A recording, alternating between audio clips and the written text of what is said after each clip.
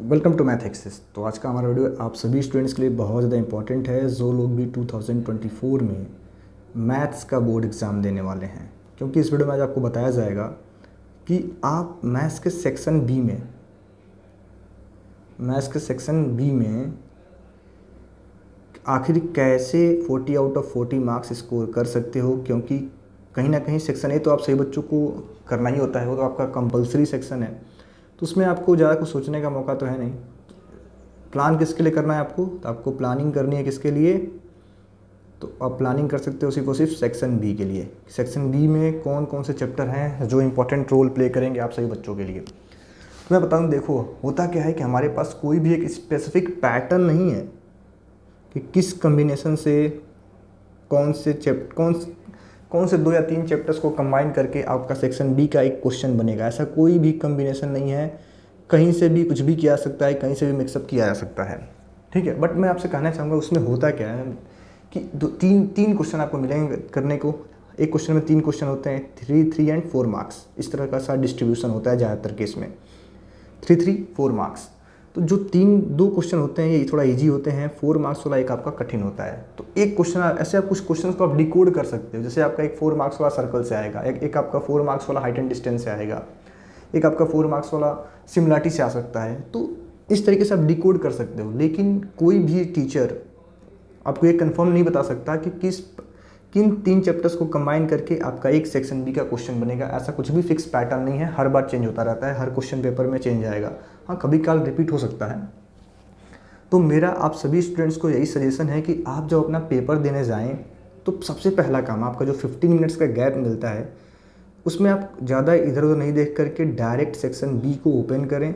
और section B में 40 out of 40 वही बच्चा स्कोर कर सकता है जिसको सभी चैप्टर्स प्रिपेयर हैं। अगर सभी चैप्टर्स नहीं भी प्रिपेयर हैं तो आप 2 या 3 चैप्टर्स को ही स्किप कर सकते हो। बाकी सारे चैप्टर्स आपको 100% प्रिपेयर होंगे तो ही आप सेक्शन बी में 40 आउट ऑफ 40 स्कोर कर पाएंगे। हाँ, 1-2 चैप्टर आपका चलेगा, 1-2 चैप्टर आपका स्किप करना, मैक्सिमम 3 चैप्टर स्किप करना चलेगा, ठीक है।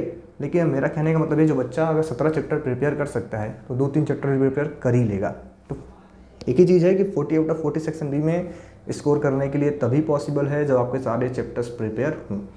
अब वहाँ पे भी बहुत लोग क्या करते हैं, सभी कुछ प्रिपेयर होने के बाद से भी वो 40 आउट ऑफ 40 सेक्शन बी में स्कोर करने से बच जाते हैं, कहीं ना कहीं स्कोर नहीं कर पाते हैं। उसका सबसे बड़ा रीज़न है कि सही क्वेश्चन का सिलेक्शन नहीं होना।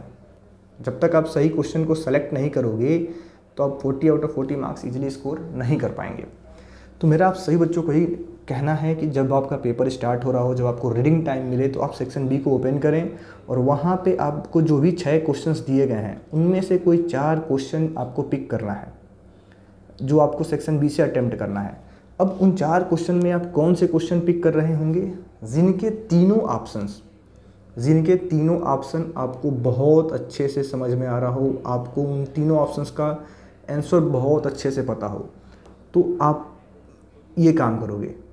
आपको वही 4 क्वेश्चन पिक करने हैं जिनके तीनों options, option A, B and C जो भी होता है, 1 2 3 जो जैसे ही मार्किंग होती है हर एक क्वेश्चन में, वो तीनों आपको काफ़ी अच्छे से आ रहे हैं, काफ़ी अच्छे से समझ में आ रहा है कि कैसे मुझे इसको लिखना है, कैसे मैं इसका आंसर कैलकुलेट कर सकता हूँ, कौन सा फार्मूला अप्लाई होने वाला है।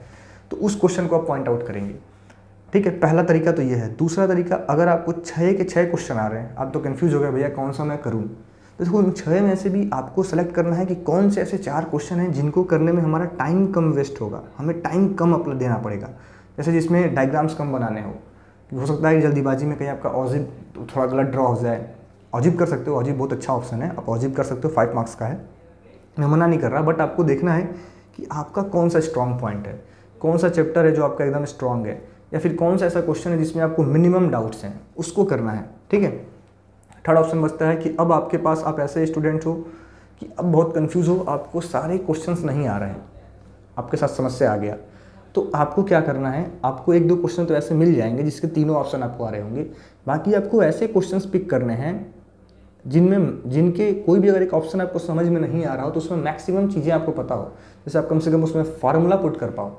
तो मेरा ये कहना है कि आप वही ऑप्शन पिक करो जो आपको ठीक से समझ में आ रहा है। इसको आप फर्स्ट 15 मिनट्स में ही आप देख के समझ जाएंगे कि हमें किस ऑप्शन को पिक करने की ज़रूरत है। और ज़्यादातर मैं आपको बता दूँ, जो 4 मार्क्स वाले क्वेश्चन आएंगे वो आते हैं आपके सर्कल से, हाइट एंड डिस्टेंस से, स्टैटिस्टिक्स से, कभी कभी प्रोबेबिलिटी से भी पूछ लेता है। तो कोई फिक्स पैटर्न तो मैंने स्टार्टिंग बोला कि नहीं है, बस आपको सेक्शन बी में ये कुछ टिप्स हैं जिनको आप फॉलो करना, आप उन्हीं क्वेश्चंस को पिक करना जो आपको बहुत अच्छे से प्रिपेयर हैं, जो आपको बहुत अच्छे से आते हैं। अगर आपको 6 के 6 ऑप्शन आ रहे हैं तो आप बेस्ट 4 सेलेक्ट कर लेना, जिन भी क्वेश्चन में एक भी डाउट है उसको छोड़ देना, ठीक है। तो आपको वही ऑप्शन पिक करना है जिसके मैक्सिमम पॉइंट्स आप लिख सको, मैक्सिमम स्टेप तक आप सॉल्व कर सको, ठीक है। साथ ही साथ आपको स्टार्टिंग से मैथ्स के पेपर में टाइम मैनेजमेंट पे पूरा फोकस करना है कि आपको ज़्यादा टाइम सेक्शन ए में ख़त्म नहीं करना है। अगर आपका 2 घंटे का पेपर है तो आप कोशिश करो कि 45 मिनट्स में आपका सेक्शन ए कंप्लीट होना चाहिए, 45 मिनट से पहले ही ख़त्म करो, क्योंकि देखो ज़्यादा समय तो आपको सेक्शन बी में देना है, भले 40 मार्क्स ही कवर करता है, बट आपको मैक्सिमम टाइम कहाँ देना होता है, सेक्शन बी में। तो आप जितना जल्दी सेक्शन ए ख़त्म करेंगे वो आपका कह लो एक प्लस पॉइंट रहेगा, आपके लिए कह लो बोनस मार्क्स रहेंगे, आप ऐसा समझ सकते हो। जितना जल्दी आप बच्चे सेक्शन ए से निपट लेंगे उतना ज़्यादा आपको सेक्शन बी को अटेम्प्ट करने का समय मिलेगा और कहीं ना कहीं आप एक अच्छा मार्क्स स्कोर कर पाएंगे। तो आपको ज़्यादातर फोकस करना है सेक्शन ए पे जल्दी ख़त्म करने का। बाकी मैंने क्वेश्चंस पिक करने का तरीका आपको बता दिया है।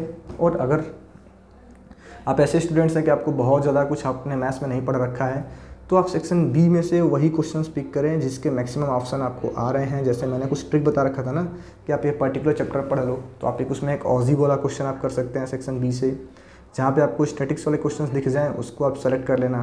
मतलब जो चैप्टर्स आपको आते हैं आप उन चार ऑप्शन को सेलेक्ट करो जिनमें आप मैक्सिमम अटेम्प्ट कर सको। जैसे मान लो 3 ऑप्शन है तो जिसके भी 2 ऑप्शन आपको आ रहे हैं आप उसको सेलेक्ट कर सकते हैं। थर्ड वाला चलो कुछ भी नहीं, थोड़ा बहुत फार्मूला लिख के भी हम नंबर ले लेंगे। बाकी मेरा आप सभी बच्चों को लास्ट मिनट में ही सजेशन रहेगा कि आपको करना क्या है कि मैथ्स के सभी चैप्टर्स का फार्मूला की एक रिवीजन आप करके जाएं। हमारे इस चैनल पे आपको फार्मूला शीट प्रोवाइड किया गया है, आप उसको देख सकते हैं, ठीक है। क्योंकि अगर आपको सारे चैप्टर्स का फार्मूला पता होगा तो आपके जो 15 मार्क्स MCQ वाले हैं इनको स्कोर करना कहीं ना कहीं ईजी हो जाएगा। क्योंकि 15 MCQ में से 10 क्वेश्चन तो आपको ऐसे मिलने वाले हैं जो डायरेक्ट फार्मूला बेस्ड होंगे या डायरेक्ट कॉन्सेप्ट बेस्ड होंगे, ठीक है। तो फार्मूला और कॉन्सेप्ट आप सही से रिपीट करें तो आप MCQ में काफ़ी अच्छा मार्क्स स्कोर कर सकेंगे। 15 में से 15 मार्क्स आप MCQ में स्कोर कर पाएंगे। बाकी हमारे इस चैनल पे बहुत सारे वीडियोस आपको प्रोवाइड की गई हैं। आज के दिन में हर एक चैप्टर वाइज मैंने प्रोवाइड करने की कोशिश किया है मैक्सिमम वीडियोज़ को, तो उन वीडियोज़ को आप देखें, उनमें आपको बहुत ज़्यादा हेल्प मिलेगा। बाकी अगर आपके चैनल ने मेरे चैनल ने आपका थोड़ा भी हेल्प किया है आपके मैथ्स के एग्ज़ाम में तो हमें लाइक ज़रूर करें, इस वीडियो को हमारे शेयर जरूर करें अपने दोस्तों के साथ। साथ ही साथ अपने जूनियर्स को हमारे चैनल के बारे में ज़रूर बताएं, जो बच्चे भी इस बार क्लास 9 से क्लास 10th में आ रहे हैं, ताकि उनको भी इस चीज़ का बेनिफिट मिल सके और हमारे साथ जुड़ के अपनी तैयारी को अच्छा कर पाएँ। तो आशा करते हैं वीडियो सभी को अच्छा लगा होगा, हेल्पफुल लगा होगा। Thank you.